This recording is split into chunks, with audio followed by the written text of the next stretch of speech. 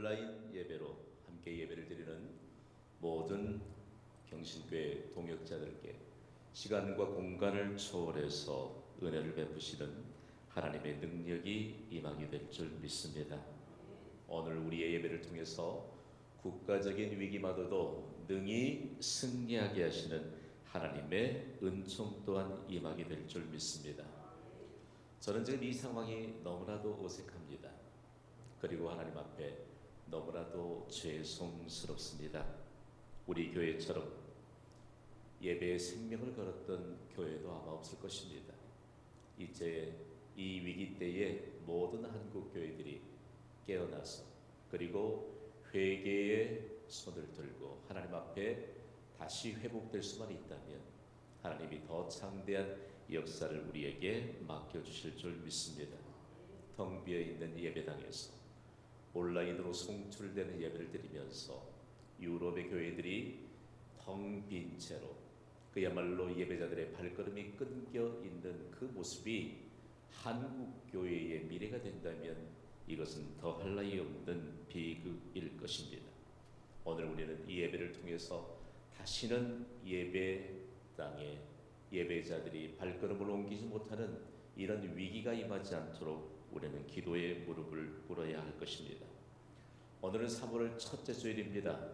저는 3월 첫째 주일이 되면 왠지 가슴이 미어져 오르는 것을 어떻게 떨쳐버릴 수가 없습니다. 3월 첫 번째 주일은 3.1절 기념 예배로 한국 교회는 그렇게 전통적으로 들여오고 있습니다. 우리 민족에게 있어 3.1절은 결코 잊어서는 안 되고 그리고 하나님 앞에 지금까지 이 나라와 민족을 보호해 주셨음을 감사해야 할 주일이기 때문입니다. 이번 3.1절은 어쩌면 희망찬 메시지가 선포되어야 함에도 불구하고 왜 이렇게 마음이 무거운 것일까요? 우리 주변과 세계 곳곳에 도사리고 있는 위험 요소인 코로나19 바이러스가 그야말로 멈추지 않고 확산되고 있기 때문입니다. 그러나 신실한 믿음으로 한국교회 성도들이 하나님 앞에 기도의 손을 모은다면 곧 종식되게 하시는 하나님의 은혜가 임하게 될 줄 믿습니다. 오늘 우리의 무거운 마음 그리고 어쩌면 3.1절 기념 예배에 선포된 말씀을 조금 담아내기 위해서 퀴즈로 말씀의 문을 열도록 하겠습니다. 여러분, 전 세계에서 가장 잔인한 음식은 어떤 것일까요? 혹시 알고 계시는 분이 계시나요? 놀랍게도 이 음식은 한국 사람들이 즐겨 먹는답니다. 그리고 더 놀라운 것은 여성들이 이 음식을 너무 즐겨 먹는데 이 정도까지 제가 힌트를 드리면 여러분이 정답을 아실 수 있을까요? 이 잔인한 음식의 정답은 산채 비빔밥입니다. 보세요. 살아있는 채로 비비니 얼마나 잔인한 음식입니까? 마치 우리 민족에게 잔인할 만큼 그야말로 악행을 저질렀던 일제에 관한 아픔의 역사들을 우리는 기억하기를 원합니다. 잔인한 악행을 서슴지 않았던 일제강점기의 아픔의 역사를 바로 3.1절이 간직하고 있는 것입니다. 그렇다면 3.1절은 어떤 날입니까? 지난 1910년 8월 22일 한일 병합조약으로 인하여 36년 동안이나 일제의 나라와 주권을 빼앗겼습니다. 백성들은 일제의 압제 아래서 큰 고통 가운데 있었습니다. 그러던 1919년 3월 1일 한일 병합조약의 무효와 한국의 독립을 선언하고 비폭력 만세 운동을 시작한 사건이 바로 3.1 만세 운동입니다. 전 국민이 일어나 민족의 자유를 외치면서 불렀던 독립만세 운동은 우리 민족에게 너무나도 중요한 역사적인 사건이었습니다.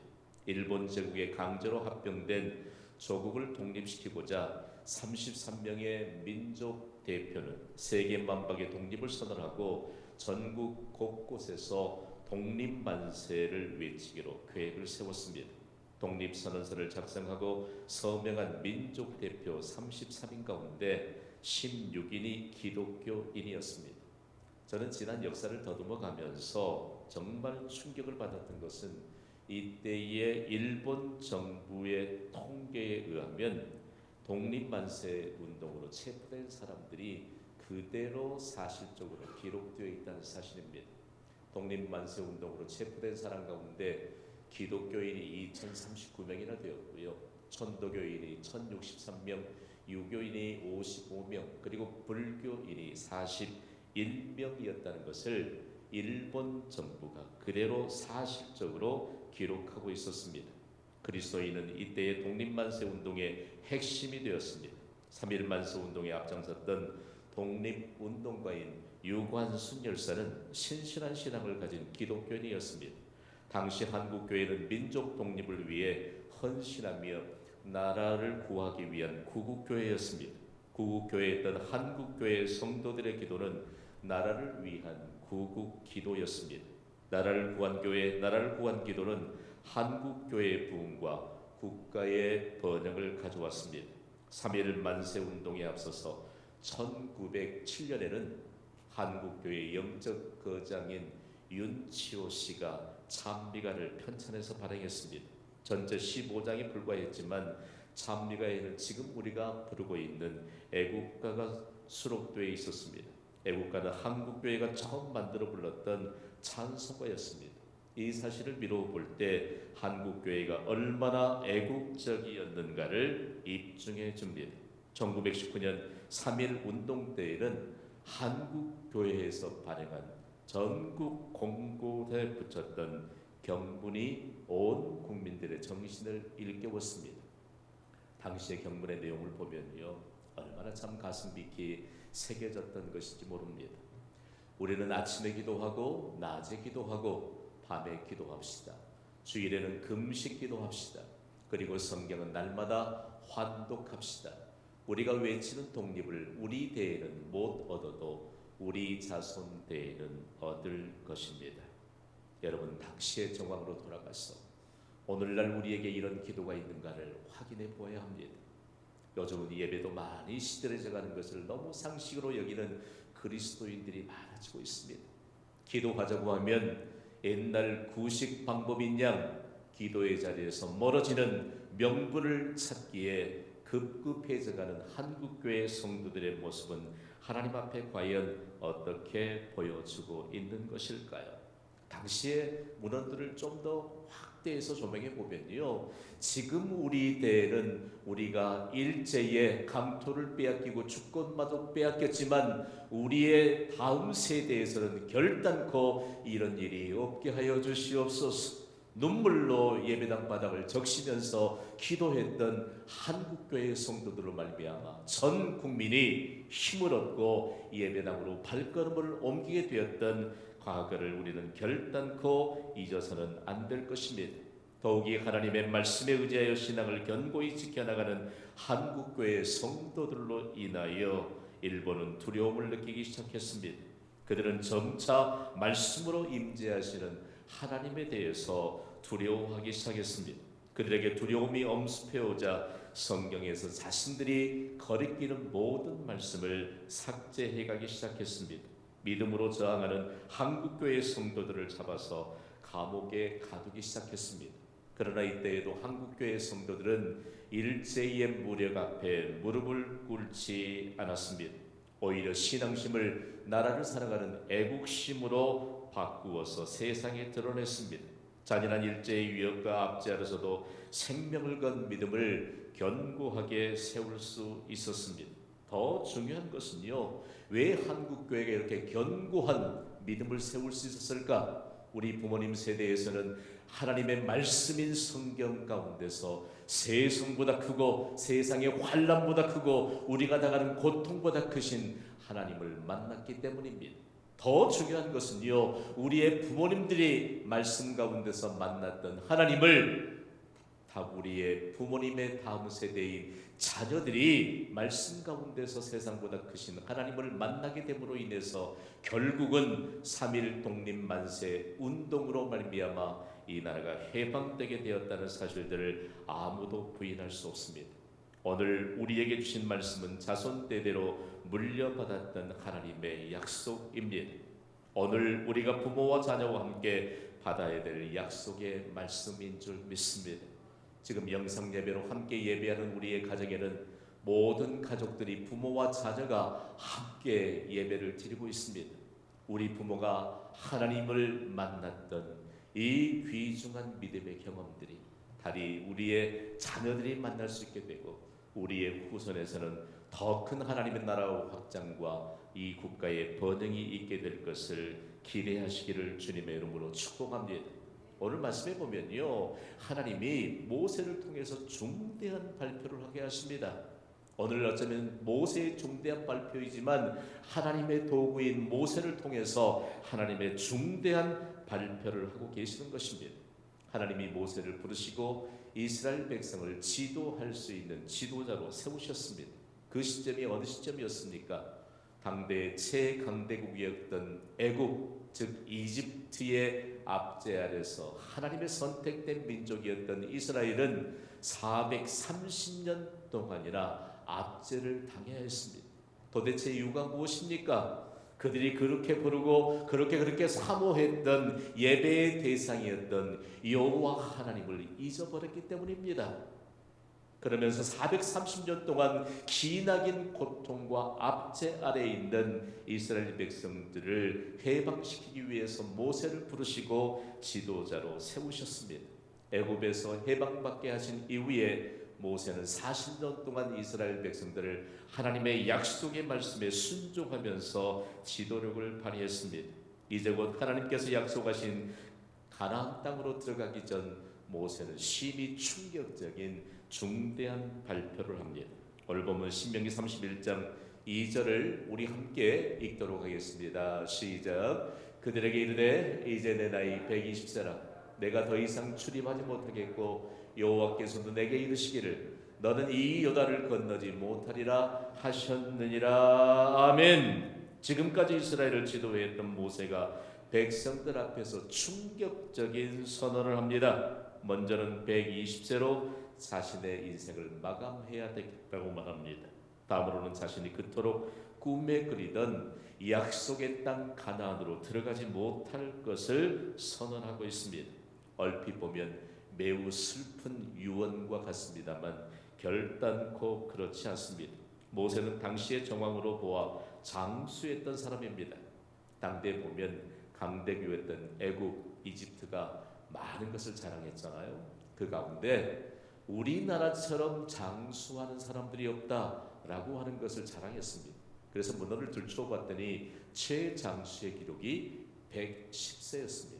장수한다고 하면 적어도 110세를 향유해야만 장수했던 사람들 층에 소속됐던 것이 바로 110세이니까 하나님은 당대의 애굽이 자랑했던 그보다도 120세를 모세에게 장수할 수 있는 은혜를 베푸시고 특별하게 하나님의 역사에 대한 증거자가 되게 했다는 것입니다. 그리고 하나님은 모세에게 놀라운 은총을 입혀주셨습니다. 특별히 신명기 34장 7절은 모세의 마지막 생애를 이렇게 기록하고 있거든요. 우리 함께 읽어볼까요? 시작. 모세가 죽을 때 나이 120세였으나 그의 눈이 흐리지 아니하였고 기력이 쇠하지 아니하였더라. 아멘. 많은 의학자들이 이 본문의 말씀을 가지고 심층 연구를 했습니다.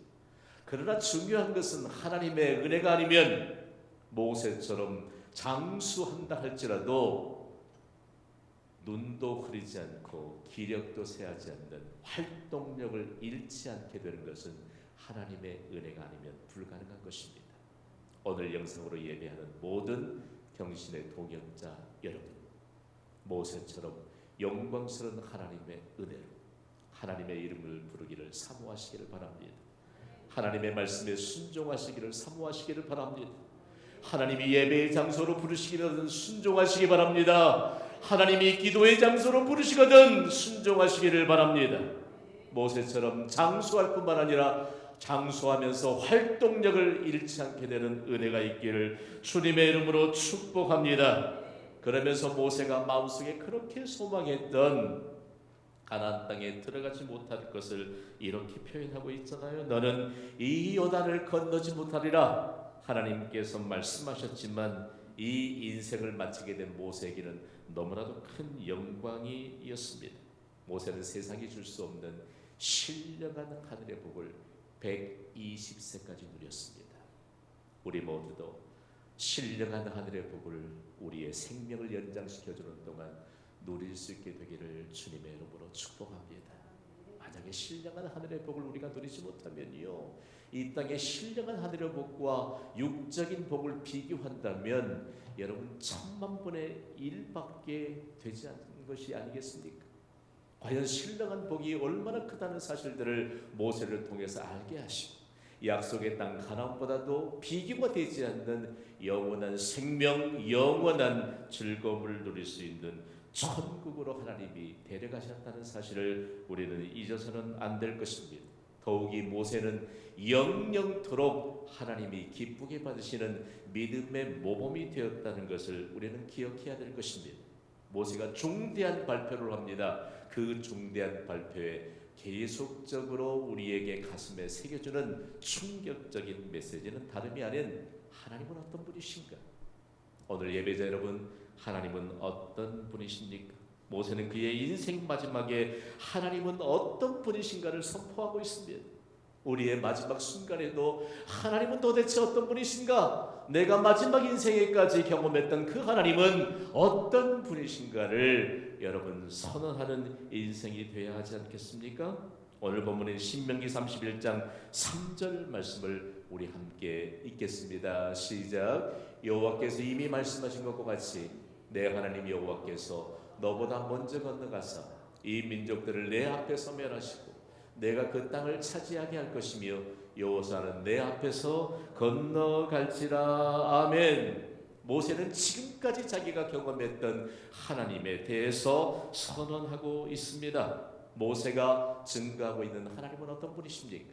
하나님은 앞서 행하시는 능력자이십니다. 일제강점기 때에도요, 예배당에서 예배는 멈추지 않았습니다. 저는 오늘 이 예배를 섬기면서 얼마나 이른 시간부터 마음이 그냥 하나님 앞에 답답하기도 하고 하나님 앞에 호소할 수밖에 있는 상황이지만 하나님은 앞서 행하시는 능력자이신 줄 믿습니다. 지금은 일제의 앞지 아래 있지만 우리보다도 앞서 행하시는 하나님을 믿었던 믿음의 선진들의 믿음을 우리가 물려받았다는 사실들을 잠시도 잊어서는 안 될 것입니다. 애굽에 430년 동안이나 압제와 고통 가운데 있었던 그 상황 가운데서도 하나님은 앞서 행하시는 능력자였다는 사실들을 다시 광야 세대의 이스라엘 백성들이 기억하게 되는 이 귀중한 고백이 오늘 이 시대를 살아가는 우리 모두의 경험된 고백이기를 주님의 이름으로 축복합니다. 그러면서 오늘 본문 말씀에 보면 하나님은 왜 앞서 행하시는 하나님이신가? 도대체 하나님은 어떻게 우리에게 앞서 행하시는 능력자이신 것을 나타내 주실 것인가를 모세는 6절에 이렇게 증거하고 있습니다. 6절을 함께 읽습니다. 시작. 너희는 강하고 담대하라. 두려워하지 말라. 그들 앞에서 떨지 말라. 이는 내 하나님 여호와 그가 너와 함께 가시며 결코 너를 떠나지 아니하시며 버리지 아니할 것임이라. 아멘. 저는 성경을 연구하는 목사요, 그리고 평생 동안을 하나님의 말씀과 그리고 학문을 연구하는 학자로 살아가는 사람입니다. 이 말씀 가운데 오직 하나님께서만 보장해 주실 수 있는 약속이요, 그리고 하나님께만 적용되는 신적인 권위가 담긴 한마디의 말씀이 있습니다. 우리 다 함께 선포해 보시지요. 두려워하지 말라. 두려워하지 말라. 이 말은요, 절대 강자가 약한 사람을 안심시키기 위해서 사용하는 말입니다. 그럼 절대 강자는 누구입니까? 절대 강자이신 하나님께서 이스라엘 백성에게 용기를 주기 위해 사용하신 말씀입니다. 하나님이 우리에게 주시고 하나님만 사용할 수 있는 절대 강자의 약속된 말씀입니다. 우리 다시 한번 선포해 볼까요? 두려워하지 말라. 아멘. 이스라엘이 모세로부터 선포되는 하나님의 말씀을 듣는 이 현장의 그 장엄한 분위기를 여러분 조금 그려보실 수 있겠습니까? 그러나 이 장엄한 현장 앞에 하나님의 절대 강자이신 메시지가 선포됨에도 불구하고 긴장감이 흐르고 있다는 것을 우리는 짐작해서 알 수 있습니다. 왜냐하면 약속의 땅 가나안에 들어가기 위해서는 헤쳐나가야 될 수많은 장애물이 있기 때문입니다. 그러나 하나님께는 모든 장애물을 뚫고 나갈 길이 있기 때문에 두려워하지 말라고 말씀합니다. 좀 보십시오.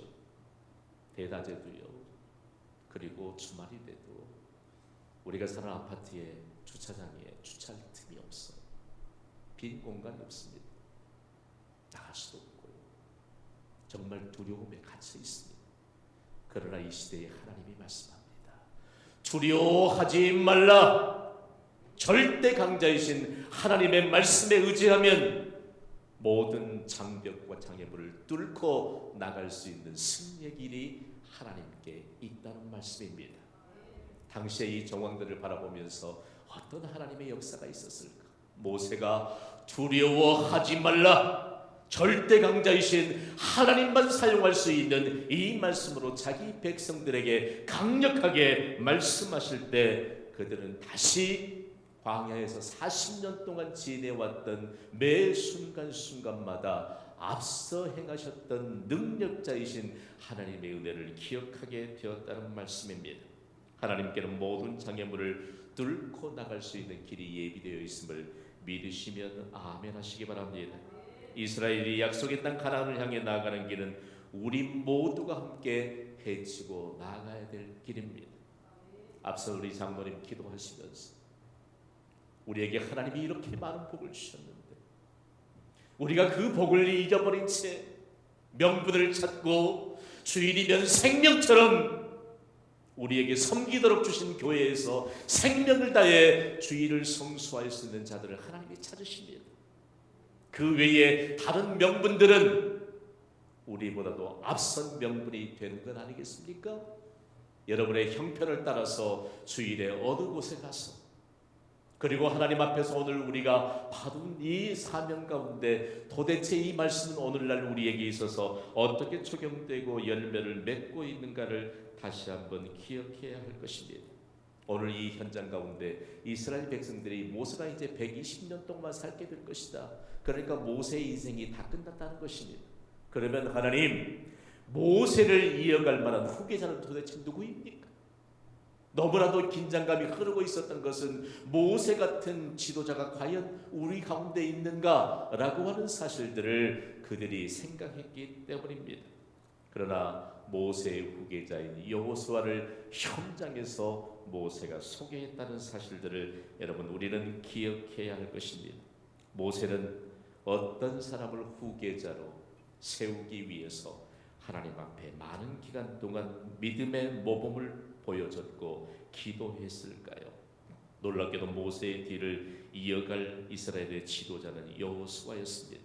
모세로부터 지도력을 물려받은 여호수아는 과연 누구일까요? 여호수아는 모세와 이스라엘을 지도하던 모세를 40년 동안이나 지켜보았습니다. 광야에서 40년 동안 모세가 하나님 앞에 말씀에 의지하여 그리고 말씀에 순종하여 하나님의 자그마한 역사를 펼치던 그 현장에 바로 여호수아가 있었습니다. 하나님의 곁을 떠나지 않았던 모세, 그리고 언제든지 인생의 경당이 다가온다 할지라도 이스라엘 공동체 안에 어려운 장애물이 발생한다 할지라도 모세가 가진 믿음을 백성들이 따라가지 못하면서 하나님의 말씀이 있음에도 불구하고 불평하고 자기의 의지를 세웠던 그들을 향해서 하나님의 놀라운 역사심에 대한 증거자로 살았던 모세는 그 수많은 군중들, 때로는 화가 나 있는 군중들, 화를 참지 못해서 하나님이 세우신 지도자를 향해 돌멩이를 손에 들었던 그 군중들을 뒤로 하고 모세는 하나님을 향해 기도의 물을 끌었던 것을 여호수아가 보았습니다. 여러분, 성경에 기록된 인물 가운데 모세처럼 하나님의 말씀에 순종했던 사람을 본 적이 있습니까? 성경에 기록된 인물 가운데 모세처럼 하나님 앞에 기도했던 사람을 여러분이 본 적이 있습니까? 여호수아는 모세의 믿음의 모범을 그대로 40년 동안 배웠던 사람입니다. 우리가 이처럼 짐작으로 미루었던 것일까요? 아닙니다. 성경은 출애굽기 33장 11절에 이 모세의 모범을 따랐던 여호수아를 이렇게 소개하고 있습니다. 우리 함께 읽습니다. 시작. 사람이 자기의 친구와 이야기한 같이 여호와께서는 모세와 대면하여 말씀하시며 모세는 진으로 돌아오나 눈의 아들 젊은 수종자 여호수아는 회막을 떠나지 아니하니라. 여러분이 회막은 하나님이 자기 백성을 만나 주셨던 장소 아닙니까? 이 회막에서 모세는 잠시도 떠나지 않고 하나님의 말씀을 받았고 하나님의 말씀에 순종하는 이스라엘 백성들이 되기를 기도했습니다. 모든 어려움을 다 하나님이 친히 만나주시는 회막에서 하나님 앞에 친구와 대면하여 이야기하듯이 이야기했던 것을 여호수아가 보고 배웠습니다. 모세는 이제 그가 쉬어야 될 장막으로 돌아간 그 시간에도 모세에게 믿음의 모범을 배웠던 여호수아는 그 회막을 떠나지 않고 지켰습니다. 오늘 이 시대에 오늘 우리의 자녀들과 함께 가정에서 예배를 드리고 있는 오늘 이 예배는 우리의 자손 대대로 믿음의 모범을 세울 수 있는 귀중한 기회가 되어야 할 줄 믿습니다. 중요한 것은 저는 이스라엘 역사를 연구하면서 광야 시대에 모세에게 40년 동안 믿음의 모범을 보았던 여호수아와 그리고 모세의 관계는 도대체 이스라엘 백성들에게 어떤 믿음의 전통을 세우게 되었을까라고 하는 것입니다. 전 이스라엘 백성들과 그리고 오늘날 성경을 읽는 독자가 된 수많은 사람들에게 이런 도전적인 메시지가 이스라엘 백성들의 믿음의 전통이 되었다는 것입니다. 나는 하나님을 잘 아는가 아니면 사람을 잘 아는가?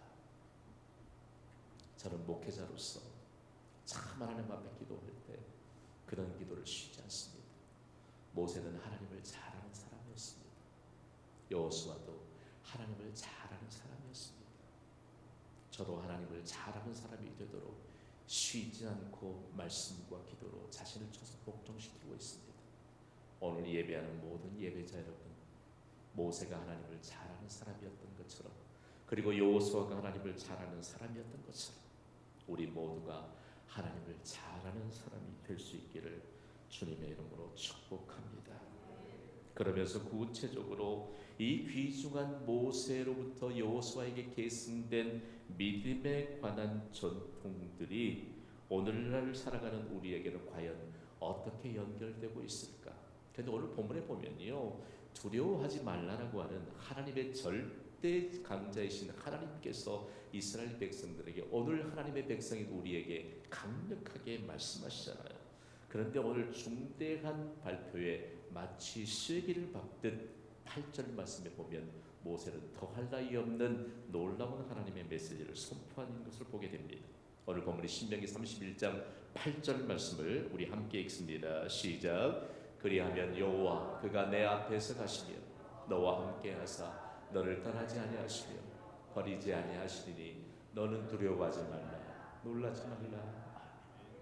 하나님은 앞서 행하시는 능력자이신 줄 믿습니다.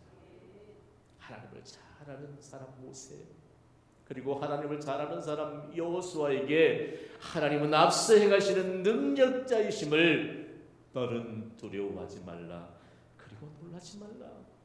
두려워하지 말라는 말씀을 우리가 받았잖아요. 이 놀라지 말라는 것은 결코 낙담하지 말라는 것입니다.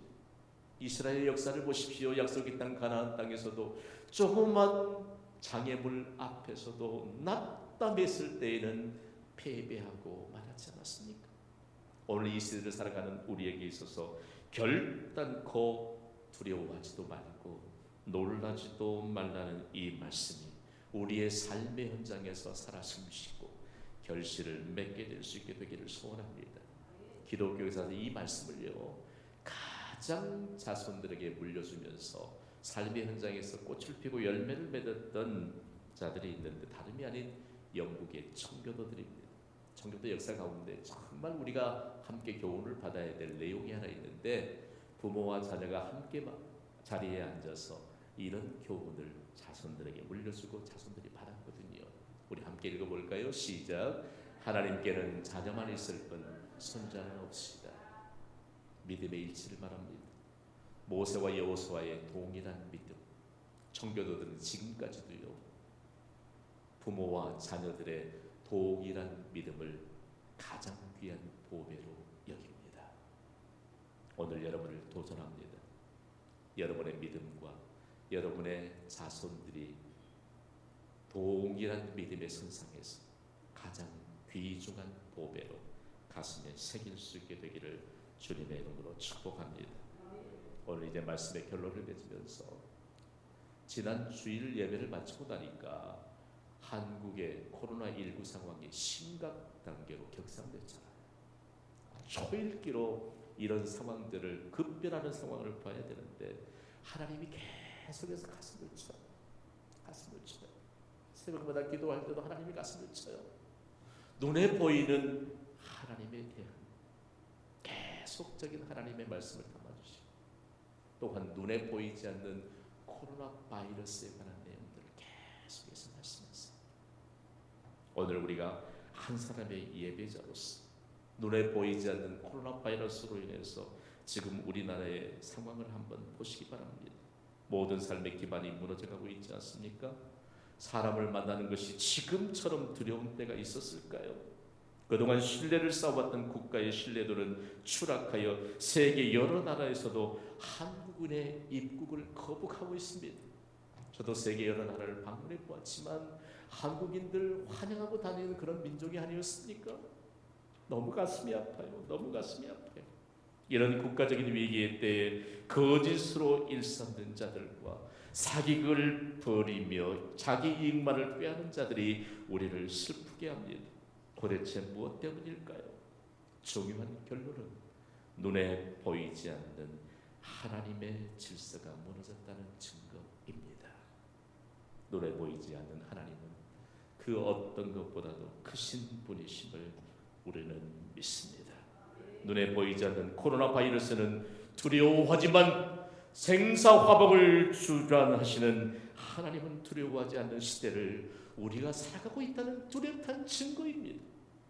오늘 이 예배를 드리면서 오늘 우리에게는 하나님이 강력하게 말씀합니다. 두려워하지 마십시오. 놀라지도 마십시오. 우리나라는 한국교회로 인하여 국가적인 모든 위기를 극복했던 것처럼 한국교회로 인하여 오늘날 이 믿음을 가진 우리로 인하여 국가적인 위기를 하나님께서 극복하며 승리할 수 있는 은혜를 더하여 주실 줄 믿습니다. 지난 한국의 역사를 보십시오. 나라가 위기에 처했을 때마다 한국 교회로 말미암아 교회는 신앙이 분홍하게 되었고 성장하게 되었고, 그리고 국가적인 번영을 가져오지 않았습니까? 아무리 세상이 기독교의 역사를 그야말로 왜곡시킨다 할지라도 우리는 하나님 앞에 오늘 한 사람 믿음을 가진 자로 삽시다. 두려워하지 맙시다. 그리고 놀라지도 맙시다. 오늘 이 국가적인 위기 때 하나님이 말씀합니다. 너희의 하나님은 너희보다 앞서 행하시는 능력자이시다. 이 능력자이신 하나님이 오늘 우리 가정에서 자녀들과 함께 드리는 이 예배를 통해서 부모의 신앙과 우리의 자녀의 신앙이 동일해지는 것을 가장 귀한 보배로 여겼던 이스라엘의 전통을 청교도들이 믿음의 유산으로 자손들에게 물려주었을 때 새로운 역사를 태동시키는 은혜가 임하였습니다. 오늘 말씀을 받은 경신교회 성도들을 말미암아 이와 같은 하나님의 장엄한 역사가 대한민국과 지구촌 곳곳에 임하게 되기를 주님의 이름으로 축원합니다. 이 시간 우리 함께 기도할 것입니다. 가슴에 손을 얹어볼까요? 그리고 지금 자막에 안내된 기도의 제목을 읽으면서 우리 뚜렷한 우리의 음성으로 함께 기도하겠습니다. 시작. 코로나19로 인하여 심각해진 이 나라와 민족의 처한 위기 상황을 아시는 하나님, 긍휼을 베풀어 주셔서 다시는 예배당에서 예배가 중단되지 않게 하소서. 여호와 라파, 우리를 치료하시는 하나님, 코로나19가 속히 소멸되어 종식되게 하소서. 코로나19 피해가 심각한 대구와 경북 지역 및 전 국민의 안전과 건강을 지켜주소서. 전 세계가 하나님께 회개의 손을 들고 돌아오게 하소서. 아멘. 이 시간에는 가족이 함께 가슴에 손을 얹고 부모의 신앙과 우리의 자녀들의 신앙이 일치되어 가장 귀한 보배를 우리의 가정 안에 있는 가족들이 소유하며 인생을 살아가게 하여 주시옵소서. 이 믿음으로 잠시 기도하겠습니다.